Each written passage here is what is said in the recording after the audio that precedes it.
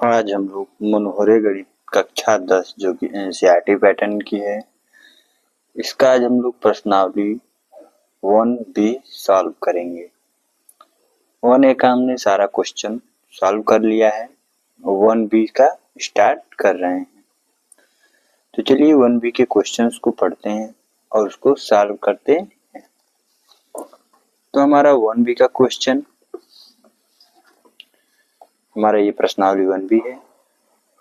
1B का पहला question दिया है, निम्नलिखित संख्याओं का अभाज्य गुणनखंडों के गुणनफल के रूप में व्यक्त करना है।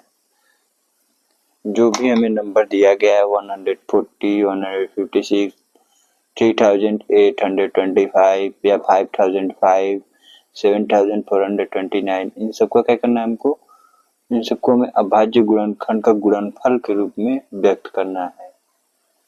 तो चलिए इसको सॉल्व करते हैं और इसको अभाज्य गुणनखंड के गुणनफल के रूप में व्यक्त करते हैं। तो हमें 140 का निकालना है, तो चलिए निकाल दे रहे हैं।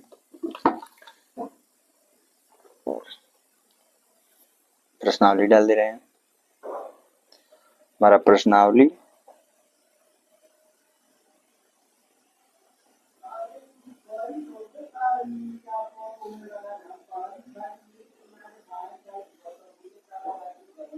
वन बी, ये हमारा आज का प्रश्नावली है, जिसमें के क्वेश्चन नंबर 1 को हम लोग सॉल्व कर रहे हैं।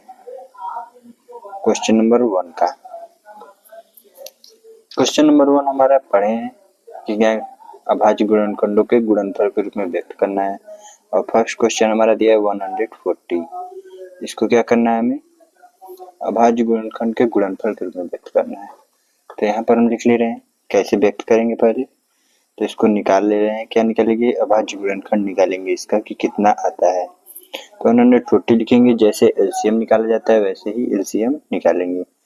तो कैसे निकालेंगे, 2 पहले सबसे छोटी संख्या ली जाती है, उससे इसको डिवाइड किया जाता है, फिर इसको काटा जाता है। तो 2 से करेंगे तो कितने बार में, 14 कटेगा, तो 7 बार में, और ये 0 17, तो यानी कि 70 बार में हमारा 140 आ जाएगा।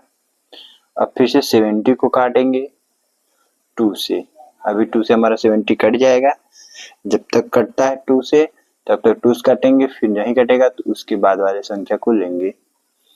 तो 70 कितनी बार में कटेगा, तो 35 बार में कटेगा, 35। अब देखेंगे कि हमें 35 जो है ये हमारा क्या है, 35 2 से या 3 से नहीं विभाजित होगा। अब क्या करेंगे, हम लोग 5 लेंगे, 5 से तो 35 कट जाएगा, 5 लेंगे, कितनी बार में कटेगा, 7 बार में कटेगा। उसके बाद से अब 7 को किससे काटेंगे, तो 7 को काटने के लिए 7 ही कटेगा, क्योंकि यह अभाज्य संख्या है, ये स्वयं से विभाजित होगी या फिर 1 से विभाजित होगी। तो इसको 7 से काटेंगे तो 7 बन जा 7 आएगा। इस प्रकार से जब ये हो जाए तो अब इसको गुणनफल के अभाज्य गुणनखंड के रूप में लिखेंगे। उसके बाद से इनका गुणनखंड के रूप में व्यक्त करना है। तो चलिए इसको अभाज्य गुणनखंड के रूप में पहले लिखते हैं, कैसे कैसे दिया है। तो लिखेंगे यहाँ पर इक्वल टू 2 इंटू 2 इंटू उसके बाद से 5 इंटू 7, इस प्रकार से हुआ। अब इसको गुणनफल के रूप में कैसे लिखना है, तो ये 2 2 बार में आया है, तो 2 का स्क्वायर करेंगे, ऐसे लिख सकते हैं, 2 2 4 होता है, फिर 2 के स्क्वायर करेंगे तो भी 2 2 4 ही होगा। इंटू 5 1 बार है तो 5 लिखेंगे, इंटू में 7 1 बार है तो 7 लिखेंगे। इस प्रकार से हम इसको व्यक्त करेंगे अभाज्य गुणनफल के रूप में। यही हमारा क्या हो जाएगा, आंसर हो जाएगा। जब भी आपसे पूछा जाएगा इसको गुणनफल के रूप में व्यक्त करेंगे तो आपको इस प्रकार से व्यक्त करना है। ये क्वेश्चन नंबर फर्स्ट था। इसी प्रकार से सारे क्वेश्चंस को लगाया जाएगा। तो चलिए हम एक क्वेश्चन और लगा दे रहे हैं, उसके आगे वाला 156 का। उसके बाद से question number 3, question number 4, question number 5 यह खुद से सॉल्व करेंगे। अगर इसको सॉल्व नहीं कर पाएंगे या फिर कोई प्रॉब्लम होती है तो आप कमेंट सेक्शन में कमेंट जरूर करेंगे, तो इसको हम सॉल्व करके आप लोगों को बताएंगे। तो चलिए एक और बता दे रहे हैं। क्वेश्चन नंबर सेकेंड में हमारा दिया है 156। क्वेश्चन नंबर सेकेंड क्या दिया है हमारा 156। ये हमारा दिया है, इसका क्या करना है, हमें अभाज्य गुणनखंड को जो है गुणनफल के रूप में व्यक्त करना है। तो लिखेंगे 156, उसके बाद से इसको हम लोग एलसीएम के रूप में निकालेंगे। एलसीएम में ज्ञात करने के लिए सबसे पहले छोटी संख्या ही ली जाती है। एक ट्रिक और एक इसके बाद से कौन कौन सी संख्या ली जाती है, जैसे 2 आएगा, 2 के बाद से क्या आएगा 1 भी आता है। 1 से कोई भी संख्या डिवाइड हो जाएगी, कट जाएगी, इसलिए उनको छोड़कर 2 से लिया जाता है। 2 से होने के बाद से फिर 3 से कटती है। 4 से लेने की जरूरत नहीं होती है क्योंकि 2 से ही कट जाएगा। फिर से 5, 6 भी लेने की जरूरत नहीं पड़ता है क्योंकि ये 2 से पूरा पूरा कट जाता है, जो बचता है वो 3 से कट जाएगा। उसके बाद से 7 से भी पूरी संख्या कट जाएगी। उसके बाद से 8 से भी 2 कट जाएगा पूरा पूरा।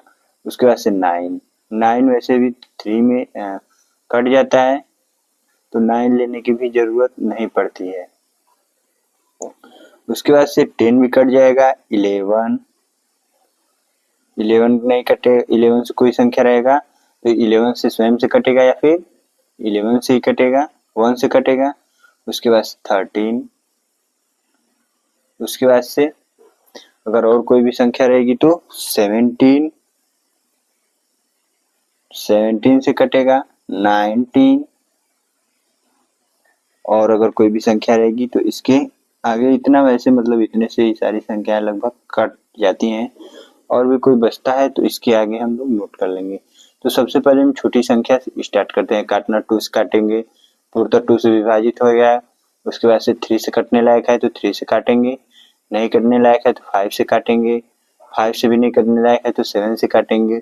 जरूर इनमें से कोई भी संख्या रहेगी जिससे वो पूर्णतः विभाजित हो जाएगा। तो चलिए करके देखते हैं। सबसे छोटी संख्या हमारी 2 है तो 2 को लेते हैं और देखते हैं हमारा 2 से विभाजित होता है कि नहीं होता है। तो 2 से हम करेंगे, 2 से अगर 15 में करेंगे, देखिए अगर डायरेक्ट करना चाहते हैं वैसे तो ये डिवाइड ही होता है, लेकिन आप अगर ऐसे मतलब करने में दिक्कत आ रही है या फिर कोई मतलब ऐसे समझ में नहीं आ रहा है तो इसको इस रूप में भी कर सकते हैं। जैसे देखिए हम यहाँ पर करके आपको बता दे रहे हैं। जैसे क्या लिखा है 156 यही लिखा हुआ है। इसको क्या करना है, हमें डिवाइड करना है। तो डिवाइड करने के लिए हमें 2 लिए हैं, तो 2 से करेंगे तो क्या होगा, तो 2 से करेंगे तो ये 1 में जाएगा नहीं, 1 5 15 लेना पड़ेगा। तो कितनी बार में जाएगा, 7 बार में। 2 से 14, 5 में से 4 जाएगा तो 1, उसके बाद से 6 नीचे उतर जाएगा, 2 8 जा 16। पूरी तरह से हमारा 16 पूरी तरह से कट गया। इस प्रकार से इसको लिख सकते हैं। तो यही अगर यहाँ पर डायरेक्ट करना रहेगा तो कैसे लिखेंगे, 2 से 1 जा 14, क्योंकि 15 लिखेंगे तो 15 पूरी तरह विभाजित नहीं होगा तो 7 बार में 14 कट जाएगा। 1 रिमाइंडर जो बचा वो इसमें आएगा तो 16 हो जाएगा, 2 8 जा 16। इस प्रकार से इसको डायरेक्ट सॉल्व किया जाता है। इसी प्रकार से 78 को करना है। तो 78 में है तो 2 से 3 बार में 6 कटेगा, 1 बचेगा जो 18 हो जाएगा, 2 9 जा 18। इस प्रकार से करना है। अब बताइए ये 2 से विभाजित होगा, नहीं होगा। 2 1 जा 2 करेंगे, 1 बचेगा इसमें और ये 19 हो जाएगा। 19 हमारा 2 के टेबल में नहीं आता है, इसलिए 2 से ये नहीं विभाजित होगा। तो 2 के बाद से क्या लेंगे, 3 लेंगे। तो 3 1 जा 3, 3 3 जा 9। अब देखिए अब क्या ये किसी और संख्या से विभाजित होगा, 3 के बाद से 3 तो अब होगा नहीं, 1 है और 3 है, 1 विभाजित नहीं होगा। 13 3 2 3 4 या 12 भी होगा, 1 रिमाइंडर बच जाएगा, रिमाइंडर बचना नहीं चाहिए। 5 से भी नहीं होगा, 5 2 या 10, 3 रिमाइंडर बच जाएगा। 7 से भी नहीं होगा, 11 से भी नहीं होगा। तीन किससे कटेगा, या तो ये 1 से कटेगा या तो फिर यह स्वयं से कटेगा। तो इसको 13 से काटेंगे, 13 1 जा 13। अब इसको क्या करेंगे, अभाज्य गुणनखंड के रूप में लिखेंगे पहले, तो लिखेंगे 2 इंटू 3 इंटू 13, इस प्रकार से लिखेंगे हम लोग। उसके बाद से इसको गुणनफल के रूप में लिखेंगे, तो 2 दो बार में आया है तो जो जितनी बार में आएगा उसका उतना स्क्वायर के रूप में लिख देंगे। उसके बाद से इंटू 3 का डबल नहीं है तो 3 एक ही बार में है तो एक ही बार लिखेंगे। 13 भी 1 बार में है तो 13 भी 1 बार में। इस प्रकार से हमको क्वेश्चन नंबर 1 के सारे क्वेश्चंस को सॉल्व करना है, जो कि question number 3, question number 4, question number 5 इसी प्रकार से बिल्कुल सॉल्व होंगे।